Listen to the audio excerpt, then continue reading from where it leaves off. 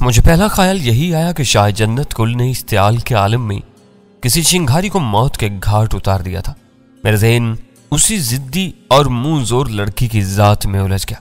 अपने मखसूस पस मंजर की वजह से उसका किरदार बहुत उलझा हुआ था। वो अपने वजूद की तमाम तर दिल फरेबी और रानाई के बावजूद फरीकिसानी को किसी भी कीमत पर और किसी भी वक्त मुतहय्यर कर देने की मनफी सलाहियतों से माला माल थी। अगर उसने बादरानियों की तहवील में पहुंचते ही किसी को जान से मार डाला था तो उसका मुस्तकबिल गैर यकीनी हो चुका था। सरदार सिबगतुल्लाह की उसे बहू बनाने की ख्वाहिश अपनी जगह पर थी, लेकिन एक कातिल के लिए शिंगारा वैली का ताज़ीरी कानून यकीनन सख्त रहा होगा। अरसला खान के मनकोहा के तौर पर नामजदगी के बाद जन्नत गुल गैर नहीं रही थी, मकामी हो गई थी। मुझे बताया गया था कि जब भी जालिम और मजलूम दोनों मकामी हों तो वादी का जिरगा अमूमन इंसाफ से काम लेता था। क्या जन्नत गुल को कत्ल के जुर्म में सजाए मौत सुना दी जाएगी? मेरे ज़हन पर वो सवाल रह रहकर हथौड़े बरसाने लगा। मैं न जाने कितनी देर तक इन्हीं ख्यालों में डूबा रहा। मैं उस वक्त बुरी तरह चौंका जब शिंगारियों ने यक बयक बुलंद आवाज में इन्ना लिल्लाहि व इन्ना इलैहि राजिऊन के कुरानी अल्फाज अदा किए। क्या वो मर गया? मैंने खास तौर पर किसी को मुखातिब किया बगैर इस्तरार के आलम में पूछा। कंदूर खान दिल गिरफ्तार अंदाज में हमारी तरफ घूमा। उसकी आंखों में सारे जहां का कर्ब से मटाया था। उसने सर्द और गंभीर आवाज में कहा, फरिश्ता गुल की रूह कब से अंसरी से परवाज कर चुकी है। उसका दम अपने फर्ज की अदायगी में अटका हुआ था।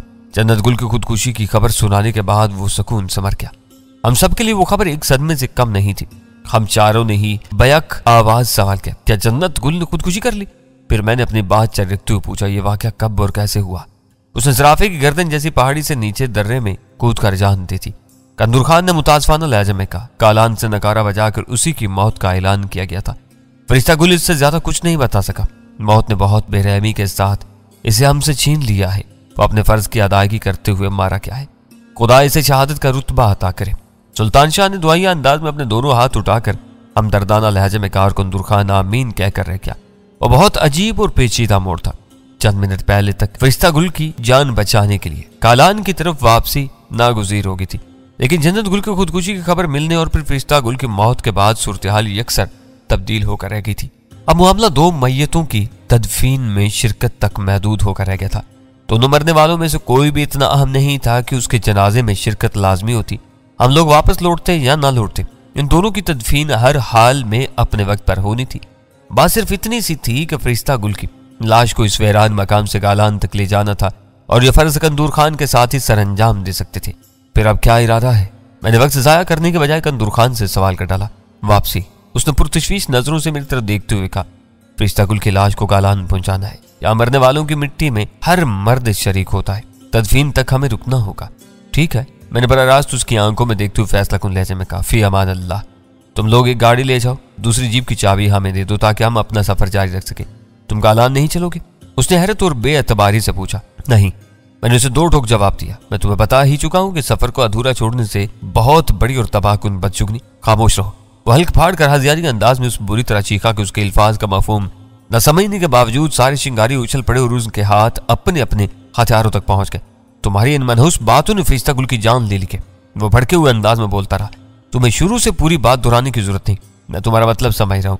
हम इन ताकतवर और डरावनी चीजों का नाम लिए बगैर भी इशारों में भी बात कर सकते हैं।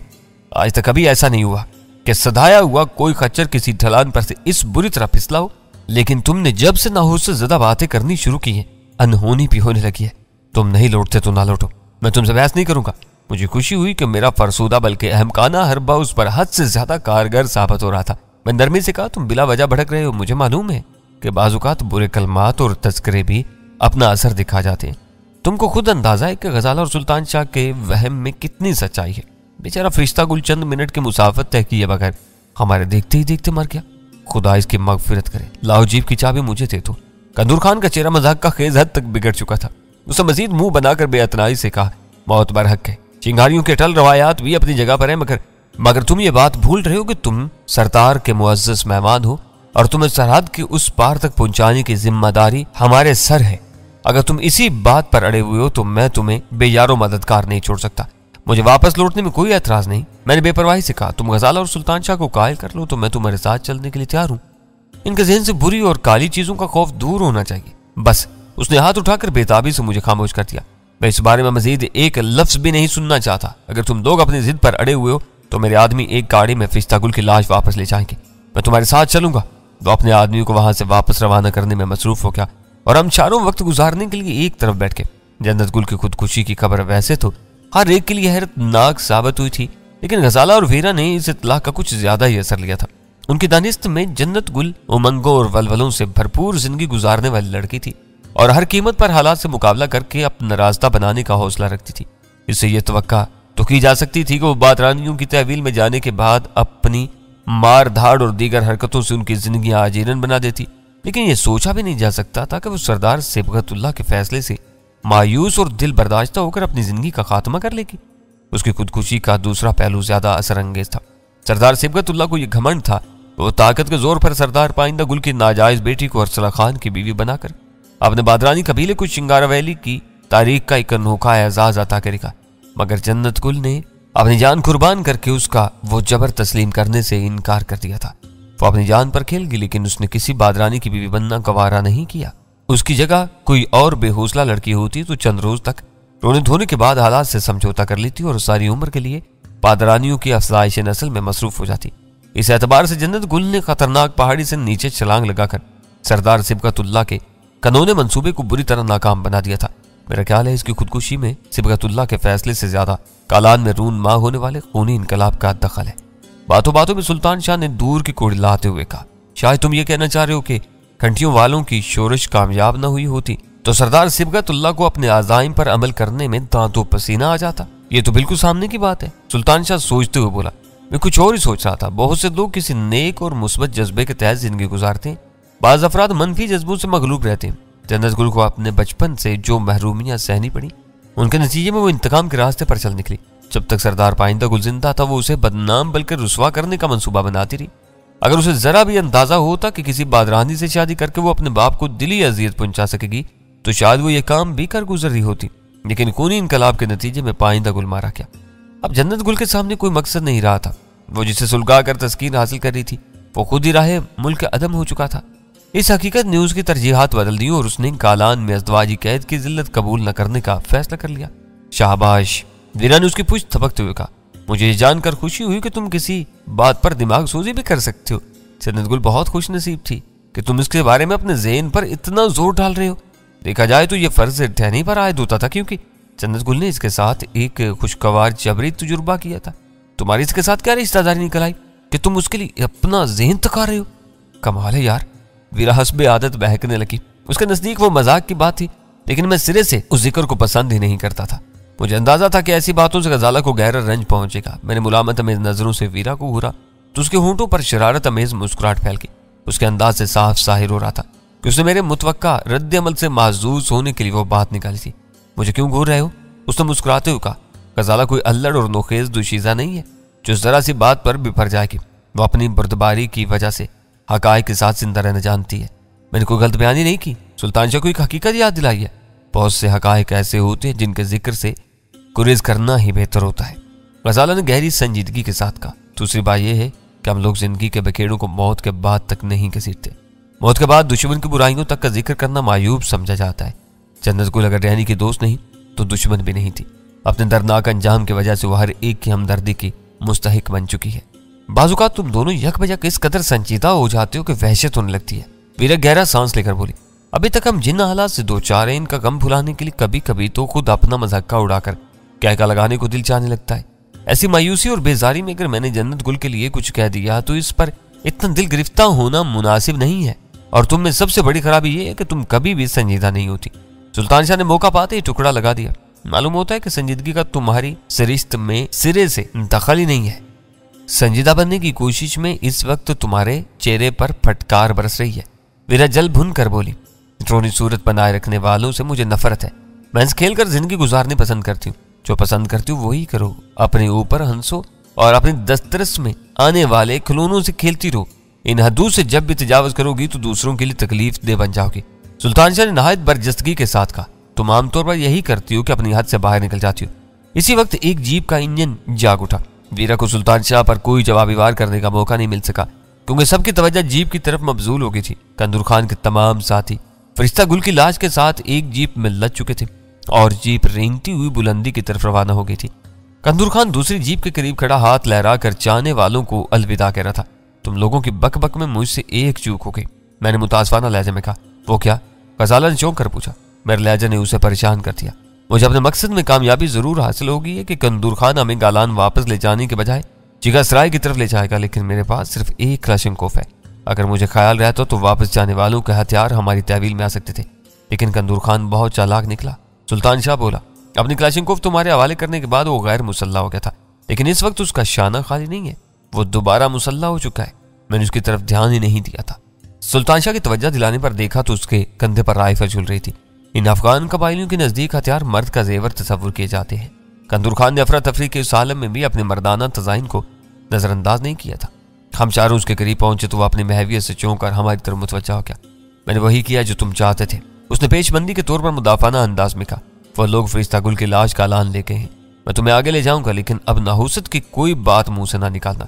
इनके चले जाने के बाद मैं अकेला रह गया हूँ। मुझ पर कोई मुसीबत नाजिल हुई तो ये याद रखना, तुम जिंदगी भर इन पहाड़ों से सर टकराते रह जाओगे, लेकिन कभी भी चिगासराय नहीं पहुंच सकोगे।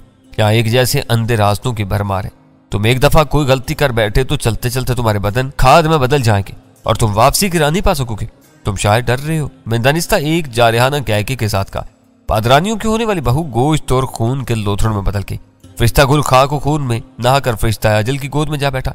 तुम समझ रहे हो कि अब तुम्हारी बारी है, शायद इसीलिए तुमने अपने किसी साथी से ये राइफल ले लिया। मुझे उल्टी सीधी बातें ना करो, वो बरहम होकर बोला। शिंगारी शेरों की तरह जिंदा रहते हैं या जिंदगी के लिए लड़ते हैं, बेखौफी से मर जाते हैं। मैं किसी हरामी से डरूंगा? और ये राइफल मैंने सिर्फ अपने लिए ही नहीं ली है, वापस जाने वालों के हथियार और मैगजीन खाली जीप में रखे हुए हैं, ताकि तुम चारों के बदन सुरमाओं की तरह सह सके। इन इलाकों में हथियार सिर्फ मरने मारने के लिए इस्तेमाल नहीं होते, इनसे इंसान की शान बढ़ती है। मर्द के पहलू में हथियार न हो तो वो नामर्द मालूम होता है। मुझे ये जानकर तहय्युर अमेज खुशी हुई कि उसने हम चारों को पूरी तरह हथियार बंद करने का बंदोबस्त किया हुआ था, लेकिन वो एक नाजुक मौका था। अपने साथियों के चले जाने के बाद वो अचानक ही तन्हाई के एहसास में मुब्तला हो गया था। उसके ज़हन पर अरवाह खबीसा की दहशत मुसल्लत थी। यह जरूरी था कि उसके जहन पर तारी होने वाले दबाव को इस हद तक बढ़ा दिया जाए कि पूरे सफर में हम पर बालादस्ती कायम करने के बारे में ना सोच सके और बेचूच रहा हमारी बाहिफाजत वापसी के प्रोग्राम पर अमल करता रहे। मैंने अपनी खुशी को छुपाते हुए खुश्क लहजे में कहा, पहले तुमने अपने अकेले रह जाने की बात की और अब लड़कर मर जाने की धमकी दे रहे हो। दूसरी तरफ हमें मुसल्ला करने का बंदोबस्त भी कर चुके हो। कहीं ऐसा तो नहीं कि फरिश्ता गुल को सिसक कर मरते हुए देखकर तुम्हारा दिमाग चल गया? और डैनी खान वो गजबनाक होकर हो रहा है, मुझसे होश में रहकर बात करो। मैं सरदार सिबगतुल्लाह का दाहिना बाजू हूँ। ये ना समझना कि तुम चारों के मुकाबले में मैं अकेला रह गया हूँ। कसम कुरान की, अगर मेरा दिमाग फिर गया तो तुम चारों को जहन्नुम में भी मुझसे पनाह नहीं मिल सकेगी। मैं अपने दुश्मनों को मारता कम और घसीटता ज्यादा हूँ, ताकि उनके हशर से दूसरे दुश्मन इबरत हासिल कर सके। उसकी बरहमी को देखते हुए मैं फौरन ही हंस दिया और बोला, तुम में सबसे बड़ी खराबी ये है कि तुम जरा सी बात पर भड़क उठते हो। मैं अपनी और तुम्हारी बात नहीं कर रहा था। मेरा ख्याल है कि तुम भी इन काली और बुरी चीजों से दहशत ज़दा हो जिनसे गजाला और सुल्तान शाह को डर लग रहा है। इसी खौफ की वजह से तुम्हारे ज़हन में हमारे बारे में बुरे बुरे ख्याल आता रहे। हम सीधे साधे जनती लोग हैं। मेरे खामोश होते ही सुल्तान शाह बोल पड़ा, अव्वल तो हमारा और तुम्हारा कोई झगड़ा नहीं है। अगर कभी कोई गलत फहमी पैदा हो भी गई तो हम जहन्नुम में तुम्हारे हाथ नहीं आ सकेंगे, क्योंकि हमारा ठिकाना जन्नत में होगा। तुम इन फजूलियात पर सरकबानी के बजाय रवानगी की फिक्र करो।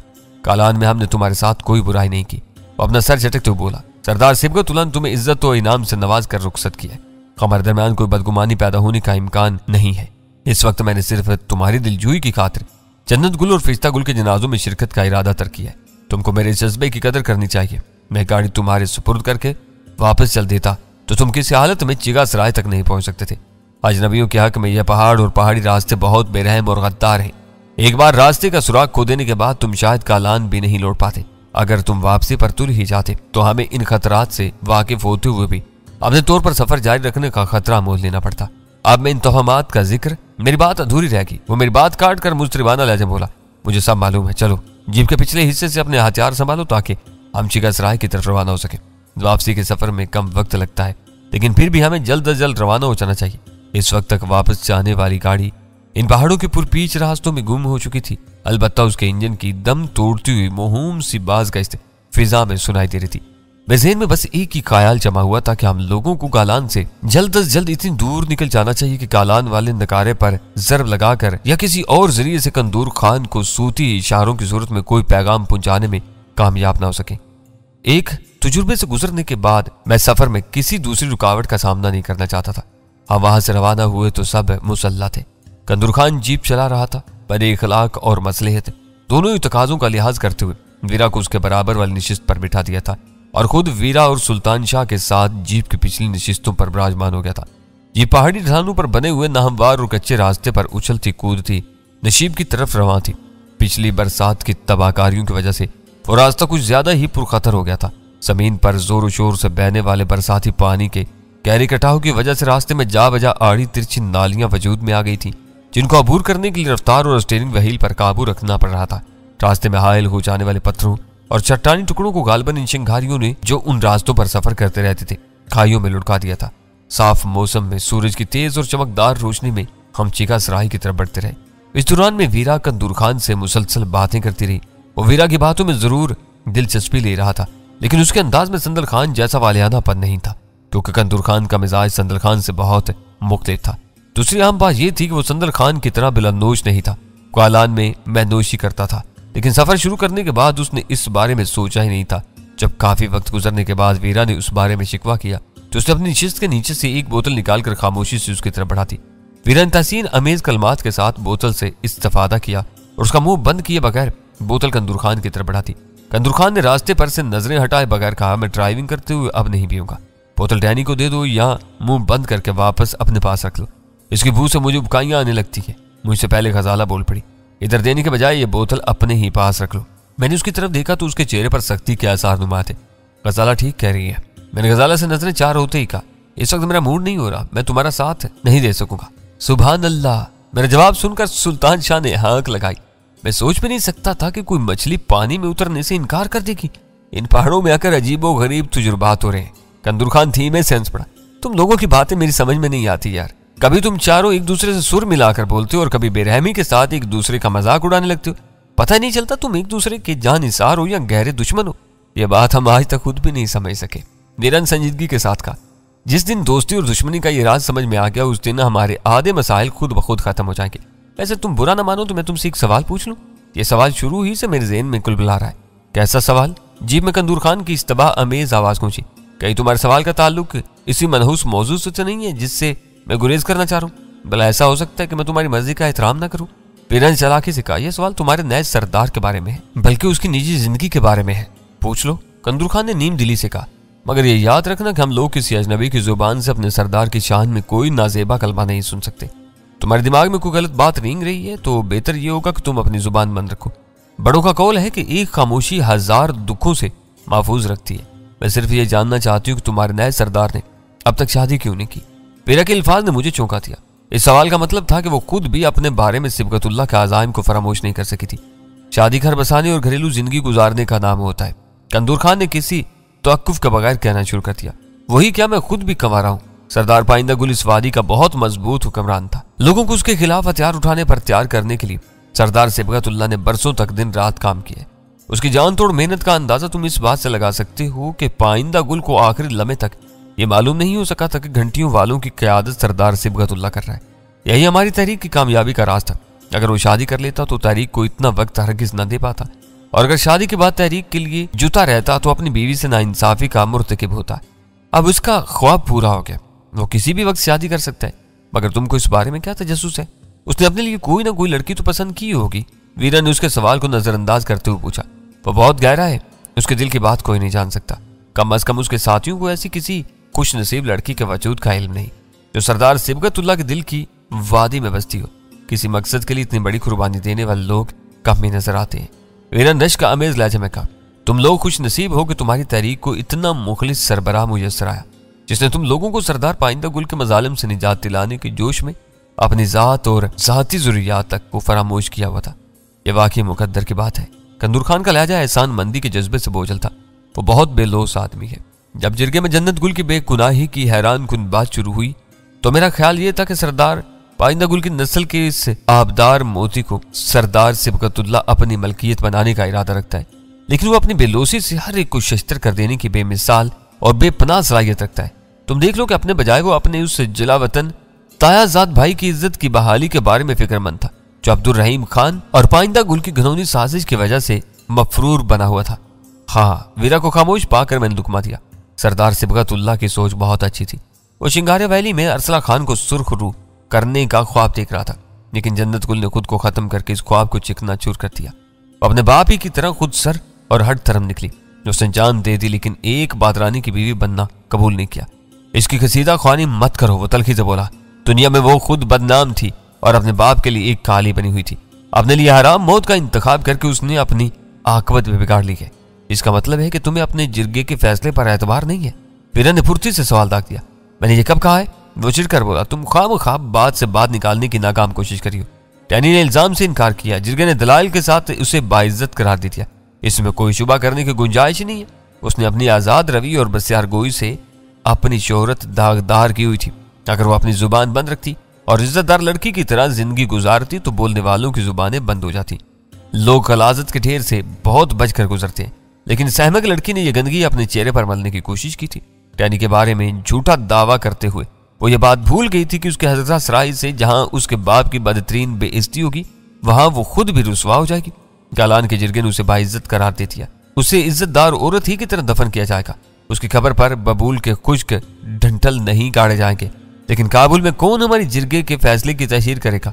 काबुल के कहवाखानों में लोग मजे ले लेकर जन्नत गुल की फैलाई हुई कहानियां दोहराते रहेंगे। तुम ठीक कह रहे हो। वीरा गहरा सांस लेकर बोली। आकबत नानदेशी का यही अंजाम होता है।